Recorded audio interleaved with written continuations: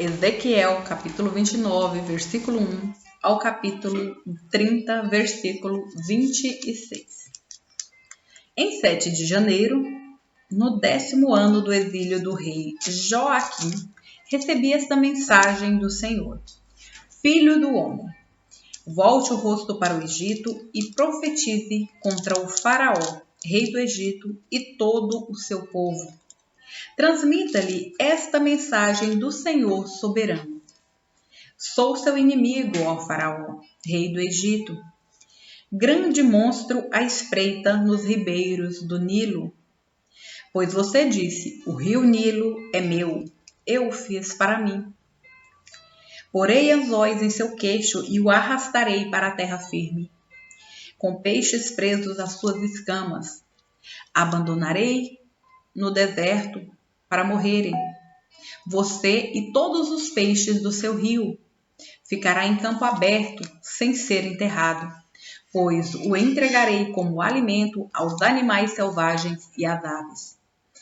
Todo o povo do Egito saberá que eu sou o Senhor, pois para Israel foi apenas um bordão de juncos.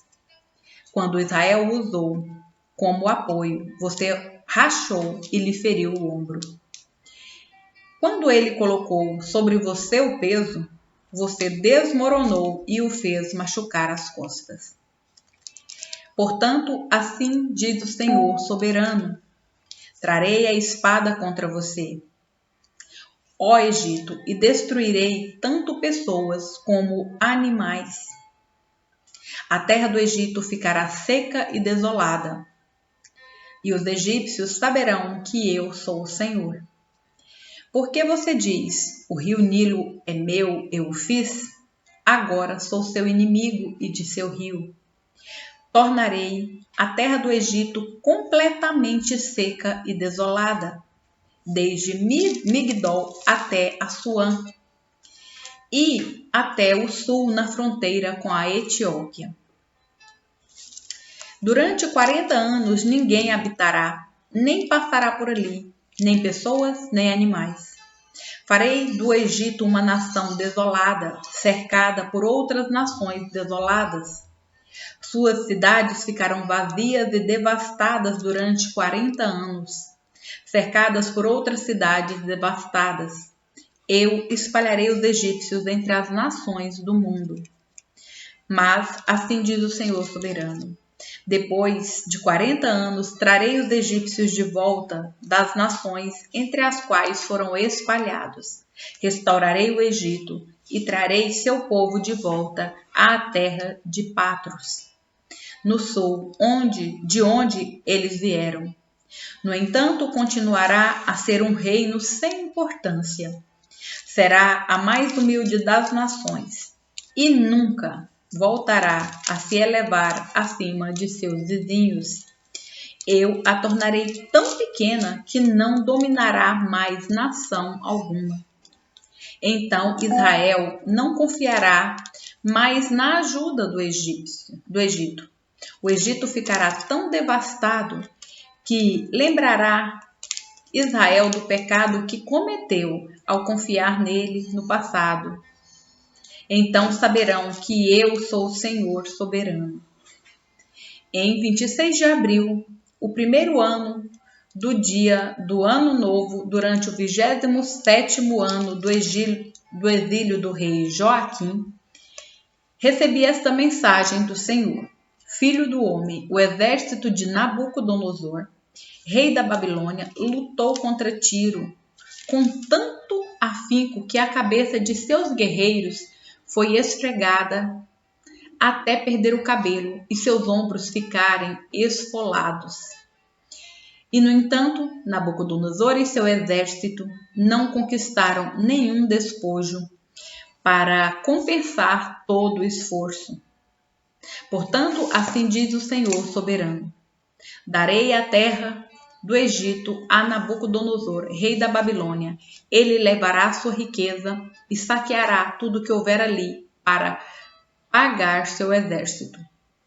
Sim, eu lhe dei a terra do Egito como recompensa por seu esforço, diz o Senhor.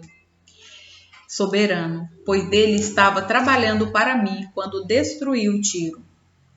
E virá o dia em que farei reviver a antiga glória de Israel, e suas palavras, Ezequiel, serão ouvidas abertamente. Então eles saberão que eu sou o Senhor. Recebi outra mensagem do Senhor. Filho do homem, profetize e transmita esta mensagem do Senhor soberano. Chorem e lamentem por esse dia, pois o dia terrível se aproxima, o dia do Senhor. É um dia de nuvens densas, um dia de desespero para as nações.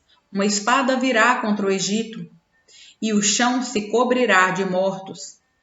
Sua riqueza será levada e seus alicerces serão destruídos. A terra da Etiópia será saqueada. Etiópia, Líbia, Lídia, toda a Arábia e seus outros aliados serão destruídos nessa guerra. Pois assim diz o Senhor: todos os aliados do Egito cairão, e acabará o orgulho de seu poder, desde Migdol até Assuã. Serão mortos pela espada, diz o Senhor soberano. O Egito ficará desolado, cercado por outras nações desoladas, e suas cidades ficarão devastadas, cercadas por outras cidades devastadas. Os egípcios saberão que eu sou o Senhor, quando tiver incendiado o Egito e destruído todos os seus aliados. Naquele dia enviarei mensageiros velozes em navios, para aterrorizar os confiantes etíopes. Grande angústia se apossará deles no dia da inevitável destruição do Egito. Pois assim diz o Senhor soberano: pelo poder de Nabucodonosor, rei da Babilônia, acabarei com as multidões do Egito. Ele e seus exércitos, os mais cruéis de todos, serão enviados para destruir a terra. Guerrearão contra o Egito até que o chão fique coberto de mortos. Secarei o rio Nilo e venderei a terra a homens maus. Pelas mãos de estrangeiros devastarei a terra do Egito e tudo que nela há. Eu, Senhor, falei. Assim diz o Senhor soberano: despedaçarei os ídolos do Egito e as imagens em Mênfis. Não restarão governantes no Egito. O terror se espalhará por toda a terra. Destruirei o sul do Egito, incendiarei Zoan e trarei julgamento contra Tebas. Derramarei minha fúria sobre Pelúsio, a fortaleza mais poderosa do Egito, e exterminarei as multidões de Tebas. Sim, incendiarei todo o Egito. Pelúsio se contorcerá de dor. Tebas será despedaçada e Mênfis viverá em constante terror. Os jovens de Heliópolis e de Bubastes morrerão na batalha. Aí as mulheres serão levadas como escravas. Quando eu quebrar a força arrogante do Egito, também será um dia de trevas para Táfnis. Uma nuvem escura a encobrirá, e suas filhas serão levadas como prisioneiras. Assim, trarei grande castigo sobre o Egito, e eles saberão que eu sou o Senhor. Em 29 de abril, no 11º ano do exílio do rei Joaquim, recebi esta mensagem do Senhor. Filho do homem, quebrei o braço do faraó, rei do Egito. Seu braço não foi enfaixado para sarar. E também não foram postas talas para fortalecê-lo, de modo que pudesse segurar uma espada. Portanto, assim diz o Senhor soberano: eu sou inimigo do faraó, rei do Egito. Quebrarei seus 2 braços, o bom e o que já foi quebrado. E trarei e farei a espada cair de sua mão. Espalharei os egípcios entre as nações do mundo inteiro.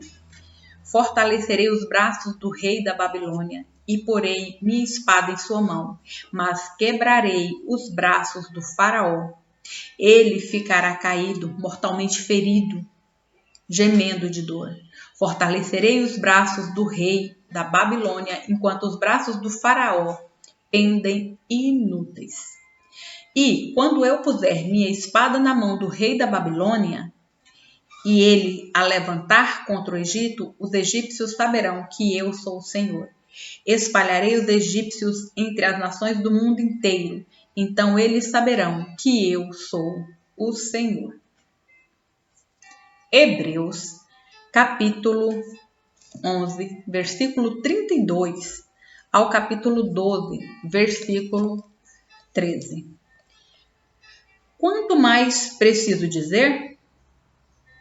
Levaria muito tempo para falar sobre a fé de Gideão, Baraque, Sansão, Jefté, Davi, Samuel e os profetas tiveram. Pela fé, eles conquistaram reinos, governaram com justiça e receberam recompensas. Fecharam a boca de leões, apagaram chamas de fogo e escaparam de morrer pela espada. Sua fraqueza foi transformada em força. Tornaram-se poderosos na batalha e fizeram fugir exércitos inteiros. Mulheres receberam de volta seus queridos que haviam morrido. Outros, porém, foram torturados, recusando-se a ser libertos e depositaram sua esperança na ressurreição para uma vida melhor. Alguns foram alvo de zombarias e açoites, e outros acorrentados em prisões. Alguns morreram apedrejados, outros foram cerrados ao meio, e outros ainda mortos à espada. Alguns andavam vestidos com peles de ovelha e cabras, necessitados, afligidos e maltratados. Este mundo não era digno deles. Vagaram por desertos e montes, escondendo-se em cavernas e buracos na terra. Todos eles obtiveram aprovação por causa de sua fé. No entanto, nenhum deles recebeu tudo o que havia sido prometido, pois Deus tinha algo melhor preparado para nós, de modo que sem nós eles não chegassem à perfeição. Portanto, uma vez que estamos rodeados de tão grande multidão de testemunhas, livremo-nos de todo o peso que nos tornam vagarosos e do pecado que nos atrapalha. E corramos com perseverança a corrida que foi posta diante de nós. Mantenhamos o olhar firme em Jesus, o líder e aperfeiçoador de nossa fé. Por causa da alegria que o esperava, ele suportou a cruz, sem se importar com a vergonha. Agora ele está sentado no lugar de honra à direita de Deus. Pensem em toda a humanidade que ele suportou dos pecadores. Desse modo, vocês não ficarão cansados nem desanimados. Afinal, ainda não chegaram a arriscar a vida na luta contra o pecado. Agora vocês se esqueceram das palavras de ânimos que Deus lhes dirigiu como filhos dele? Ele disse: meu filho, não despreze a disciplina do Senhor.